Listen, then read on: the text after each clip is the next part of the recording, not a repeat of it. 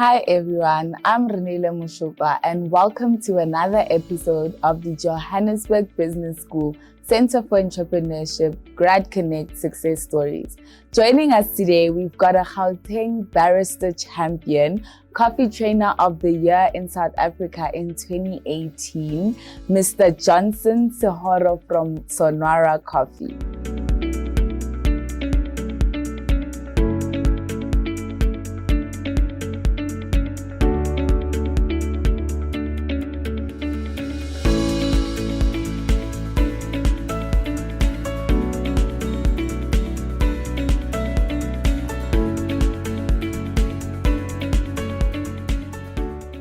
Hi, Mr. Johnson. Welcome to our JBS Park studios. Give us a brief introduction about yourself and your business. Hi, thank you very much for the opportunity, and thank you, JBS, for giving us the opportunity. I'm the founder of Sonora Coffee, but I started as a gardener. My boss invested in the Brazilian Coffee Group. I joined Brazil in 1999. I work as a general worker. That's where my journey of coffee started. And I've worked for multiple coffee companies in South Africa. And 2018, I started saying I need to start my own business. That's where I had to take a personal loan. I didn't get funding from the government to start a business. I bought myself a small 1 kg roasting. And I started with a 1 kg roaster, renting out like 20 square meter. And with that, with the support of other businesses, they supported me a lot, especially a company called Equipment Cafe, George Karajas, Branduga, and Jody. They assisted me to get 15 kg coffee roastery, and that's how the business started. Sonora, we are a coffee manufacturer. We manufacture coffee, we supply different clientele. One of our main customers is UJ. And again, I always say that UJ has been supporting us a lot. We have partnered again with training as well. The barista training that UJ will be offering, we have collaborated with UJ. Now, with Sonora, 3% goes to gender-based violence and hearing impaired for people with hearing disability. Our focus is to, in a cup of coffee, we need to change the life of people. We are social entrepreneurs. That's why we always think of giving back to the community. We've been empowering disadvantaged young women with free coffee training for introducing them in the coffee industry. We're launching Women in Coffee franchise that is going to be only focusing on women. We want them to tap into coffee industry because women have never given opportunity in businesses. Now, what we're trying to do as well in the coffee industry is we need to change the whole paradigm of, you see Mama Rakhadi Molo with a trail of food, is sitting there the whole day without any water and sanitation. And we're saying that they deserve to own coffee shop in those big businesses. They own in those big shopping malls as well as franchising. And those are the opportunities that we want to give to our community and society. The boy child, we do train them. And what we do is we educate them with the gender-based violence. What they do is they buy sanitary towel after training, the sanitary towels, and they contribute to the organization that support gender-based violence. Oh my goodness, what an inspirational story and journey. So how would you describe your overall experience with the UJ Finance SBP program? Sure, it was amazing, and the opportunity to sit in a class being lectured. And for me as a small business, it means a lot to us. And whatever we've learned, we're practicing in our business.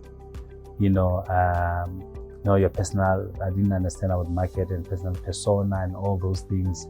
But the interesting part was, as a small business, sometimes we take shortcuts. And with sitting in a class being lectured, I've realized that remember, it's like the whole day lecture. Now, as an entrepreneur, something that I need to do in a day or 2 days, we want to do it in 30 minutes, but it's so, I was so inspired, and they have changed our business, and again, how we present our business and the clientele as well. Our marketing strategy is different. And yes, it was amazing for us as a small business. We're saying sometimes entrepreneurs, they don't know those opportunities. I think UJ can do more as well, advertising to SMEs, because we do lots of mistakes. Oh, wow. We have definitely taken that into consideration, and we will do better in marketing our programs to SMEs. So what aspects of the UJ Finance SBE program did you find the most beneficial? Since we started with this journey, and we went to a supplier day where we're connecting with other entrepreneurs. It was Entrepreneur Day here at the JBS. Again, it was so amazing, engaging with different stakeholders. And there was this, the most important thing as well was the share code. It was so amazing how, and discipline of entrepreneurs as well, learning disciplines, because as entrepreneurs, we know too much, we want to talk all the way. We are like grouping of different professionals and entrepreneurs on a share code, telling about who you are, and what problems are you solving. And sometimes entrepreneurs become a challenge. Instead of, they say, don't pitch, and we want to pitch, instead of telling us who we are. And it was a great thing. In that space of time, I've learned a lot, and I've benefited a lot as a business. Pitching as well, the platform that I've been given to pitch. When I look at when I started a business, and when I started with the JBS, in the space of time, I've accumulated more as a business. Oh, okay. So you made mention of the Entrepreneurship Day, which leads me to my next question. How did you find your experience of exhibiting at Entrepreneurship Day? No, it's amazing, because sometimes as entrepreneurs,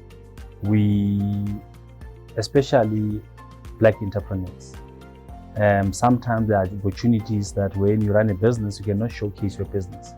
But it was an opportunity for us to showcase the business to UJ. Remember, this is the biggest institution. And for us, showcasing our product and showing that we do have a product, that's what is important. And because sometimes we fail as entrepreneurs, but someone is co-packaging for you or preparing something for you as a business, and you come and sell, you cannot even to sell your own business. But with the whole Entrepreneur Day, it was a success story to us. We are serving coffee. People, we get positive feedback about the brand, because they were drinking all the cappuccinos and the lattes. And yes, it was an amazing day for us. It really was amazing coffee. I had a cup of coffee myself too. So you also made mention that at Sonwaro Coffee, you offer accredited barista courses. So tell us more about the courses that you offer. Specialty Coffee, it's a body that runs all the World Coffee events. And the Specialty Coffee Association of America and Europe, they match. They run all the World Barista Championships. Now with Sonwaro, we're offering part of the accreditations that we have. We offer Introduction to Coffee, Barista Skill. In Barista Skill, we've got 3 modules, Foundation, Intermediate, and Professional. Brewing as well, it's a science, where you do brewing, foundation, intermediate, and professional, and roasting as well, you offer professional.